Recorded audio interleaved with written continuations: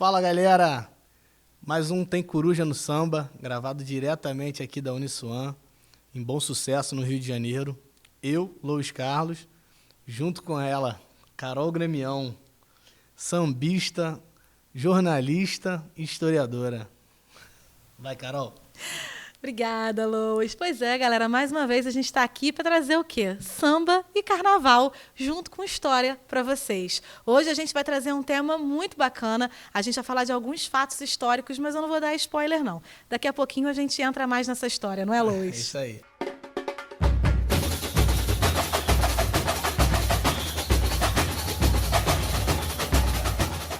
Hoje a gente vai falar dos 5 bailes da história do Rio. E para falar dos 5 bailes, a gente vai ter o auxílio luxuoso do samba do Império Serrano de 1965, que é um samba de bacalhau, do grande Silas de Oliveira e da Dona Ivone Lara, que também é a grande dama do samba. Esse samba ele traz muitas curiosidades e é um samba de muita importância, né, Carol? Verdade, Lois. É um samba de muita importância por 2 motivos. Primeiro, que em 1965 a gente comemorou o 4º centenário da cidade do Rio de Janeiro, ou seja, o Rio de Janeiro comemorava seus 400 anos de fundação. Então, ele também é um samba-enredo ali que vem homenageando, né, essa data.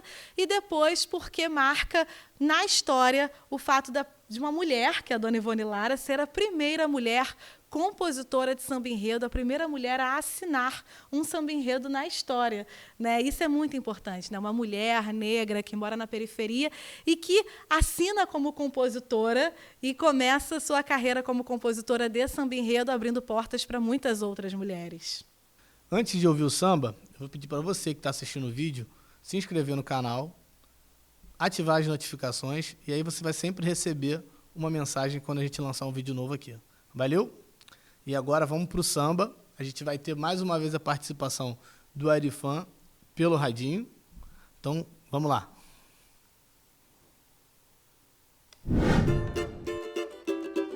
Carnaval, doce ilusão, dê-me um pouco de magia, de perfume e fantasia e também de sedução.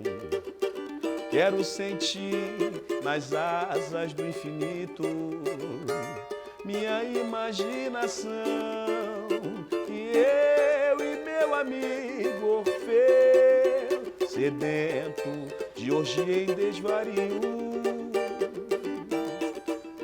cantaremos em sonhos os 5 bailes da história do Rio. E aí, Carol? 5 bailes da história do Rio. Chegou algum convite lá na tua casa? Que bailes eram esses? Era o Castelo das Pedras? Baile da Gaiola? Eram outros bailes, Lois, outros bailes. Também não fui convidada, né? Acho que eu não teria nem roupa para tanto evento importante. Na verdade, esse enredo do Império Serrano, os 5 bailes na história do Rio, vem trazer 5 fatos importantes que aconteceram na cidade do Rio de Janeiro.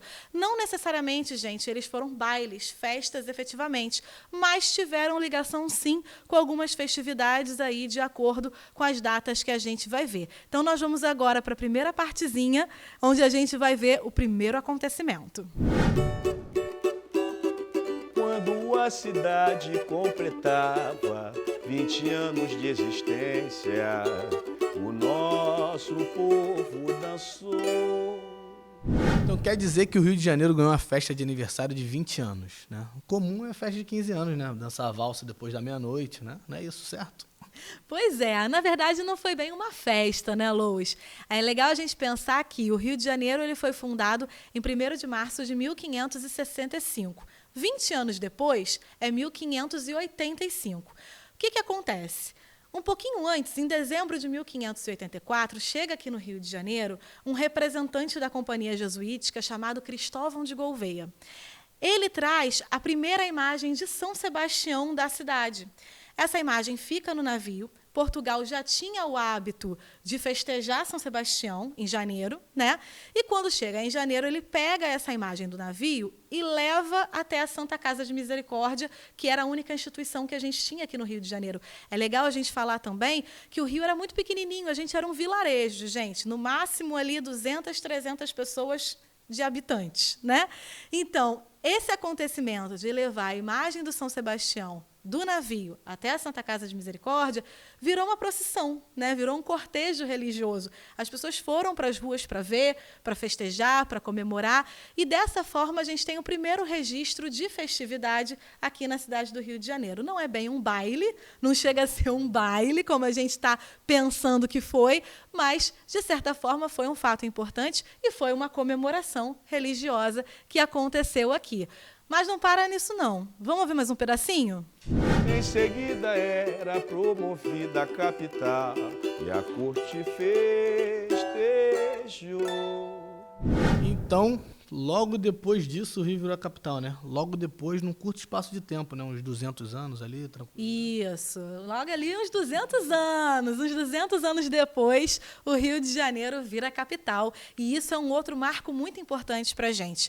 Por que o Rio de Janeiro vira a capital? Você sabe? Você sabe? Pois é, o Rio de Janeiro vira capital, gente, porque no século XVIII a gente já vai ter nas Minas Gerais uma produção, uma extração muito grande de ouro e pedras preciosas. E todo o ouro e todas as pedras preciosas que vinham de Minas Gerais escoavam pelo porto do Rio de Janeiro. Como a nossa capital era lá em Salvador, na Bahia, ficava um pouco distante controlar essa saída desse ouro e dessas pedras preciosas aqui do Rio de Janeiro. Para evitar contrabando, extravios e coisas do tipo, o rei Dom José I traz a capital de Salvador para o Rio de Janeiro, para que os tributos fossem cobrados aqui, para que todas as instâncias que fiscalizam esse ouro, essas pedras preciosas, fossem trazidas para cá. Então, em 1763, o Rio de Janeiro vira a capital. Curiosamente, eu não achei nenhum registro de um grande baile, mas provavelmente o povo deve ter comemorado e a nobreza também, afinal de contas, agora o ouro está mais pertinho, né? É interessante a gente pensar também, gente, que logo depois, né, em 1808, tem a vinda da família real portuguesa aqui para o Brasil, né? Dom João VI, Dona Maria, Carlota Joaquina e o pequeno Dom Pedro I, que ainda era uma criança, chega aqui em terras cariocas, em terras brasileiras, para morar aqui no Brasil, né? Isso é muito importante porque o Rio de Janeiro ele vai se desenvolver mais a partir dessa época. A partir do momento que ele vira a capital e logo depois, quando a família real chega aqui, a gente começa a ter mais obras, a gente começa a ter mais movimentação aqui na cidade para o crescimento do Rio de Janeiro e para a cidade ter mais cara do que a gente conhece hoje. Mas tem mais acontecimentos importantes. Não para por aí, não. Vamos de samba? Iluminado estava o salão na noite da coroação. Ali, no esplendor da alegria, a burguesia fez a sua aclamação, vibrando e de emoção. O luxo, a riqueza imperou com imponência, a beleza fez presença, condecorando a independência. O homem ficou, né? Dom Pedro I ficou. Foi lá para a janela e falou: se é para o bem de todos e felicidade geral da nação, diga ao povo que fico. Né? E é disso que o samba está falando nesse trecho aí, né? Na verdade, fala de 2 momentos de Dom Pedro I, né? Exatamente. É legal a gente falar que no trecho anterior a gente chegou a citar um pouquinho da vinda da família real. Dom Pedro I era criança, né, como eu cheguei a falar, e ele cresce, vai ali começando nesse processo de governar o Brasil. Depois que a família real volta para Portugal, ele começa a governar o Brasil. Tem esse dia do fico, né? Tão famoso que a gente fala tanto, mas nesse trecho do samba que a gente ouviu, a gente vai ver que acontecem 2 fatos muito importantes. A coroação dele como imperador é a primeira delas, e a independência do Brasil, o famoso grito do Ipiranga, lá nas margens do rio Ipiranga, lá em Santos. Na realidade, gente, ele estava voltando de Santos, ele faz o grito do Ipiranga, declara a independência e, junto com isso, ele também se declara imperador do Brasil, rompendo aí as alianças com Portugal, aquela interdependência que existia. Quando ele chega no Rio de Janeiro, ele é recebido ali mais ou menos no Campo do Santana, onde hoje é o Campo do Santana, pela população, festejando, pulando, feliz da vida, por tudo que tinha acontecido, né? Por esse rompimento, que era uma coisa que tanto a burguesia, os nobres, quanto a população já queriam. A independência do Brasil demorou um pouquinho para acontecer, mas em 1822 aconteceu. E aí, gente, foi uma grande festa, né? Aí sim a gente vai ter um baile, para ninguém botar defeito, um grande baile, a festa da coroação e também a comemoração da independência do Brasil. Os nobres fazem aquele baile chiquérrimo, né? Que a gente sabe, aquelas roupas de galas belíssimas, e o povo vai para as ruas festejar, pular, cantar e brindar esse novo momento em que se encontra o nosso país. Mas, depois de Dom Pedro I, a gente vai ter Dom Pedro II na história do Brasil. E tem um baile muito curioso no finalzinho do reinado de Dom Pedro II, que a gente vai ouvir um pouquinho sobre ele agora.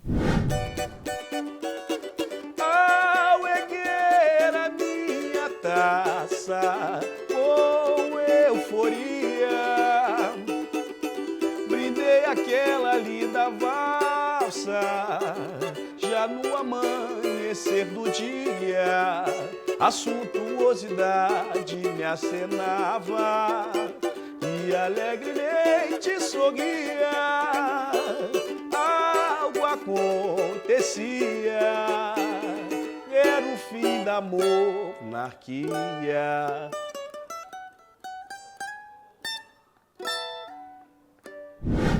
Acabou a monarquia, mas também Dom Pedro II ficou um tempinho aí na casa, né? Desde os 8 anos, como é que foi isso aí? Exatamente. A gente vai ter o governo todo de Dom Pedro II. Ele governou por 58 anos, né? Se reelegendo, né? Bastante. Sempre se reelegendo as votações. Tinha eleição, né? Mas, assim, ele governa por 58 anos e faz aí um reinado muito longo e de muitas conquistas para o Brasil também. Um dia a gente pode só falar de Dom Pedro II aqui no Tem Coruja no Samba, porque é uma personalidade que representa muita coisa na história do Brasil. Mas, no final do seu governo, né? No finalzinho de 1889, a corte decide dar um baile, um grande baile na Ilha Fiscal, em homenagem ao navio chileno Almirante Cochrane.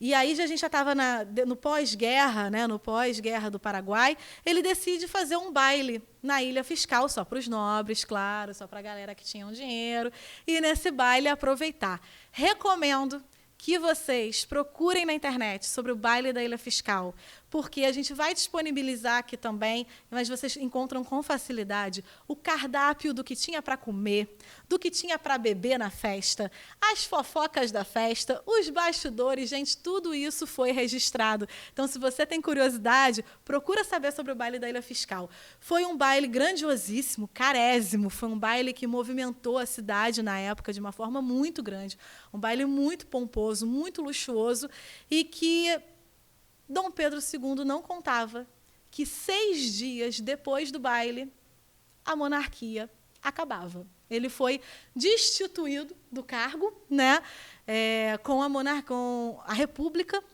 né, com a proclamação da República, em 1889, 6 dias depois do baile, do grande baile da Ilha Fiscal. E tem a história que ele caiu lá na festa, né? E falou, o monarca cai, mas a monarquia não, né? Mal sabia que estava errado, né? Bem lembrado. Ele leva um tombinho e aí ele fala, né? Posso cair, mas a monarquia não cai. Porque já tinha toda uma movimentação para acabar com a monarquia e instituir a república. Mas a alegria só durou 6 dias. Então é isso, galera. Mais um samba que ajuda a gente a entender trechos tão importantes da nossa história. O Tem Coruja no Samba vai ficando por aqui. Semana que vem tem mais. É isso aí, pessoal. E você que tem curiosidade de conhecer sobre esses fatos, vale a pena a pesquisa. Lembrando que o Tem Coruja no Samba alia sempre o samba e o carnaval que a gente ama com a história que é muito necessária. Esse enredo dos 5 bailes na história do Rio, ele não foi reeditado, a gente não tem notícias de outras escolas que trouxeram essa mesma temática desses 5 eventos juntos. Mas a dona Ivone Lara, que é uma das compositoras do samba, foi homenageada pelo próprio Império Serrano no ano de 2012. E na letra do samba, em homenagem a ela, cita esse enredo dos 5 bailes da história do Rio. Você quer conhecer, quer pesquisar, eu recomendo a pesquisa. E estude sempre e sambe sempre, que a gente é mais feliz. Até a próxima, pessoal!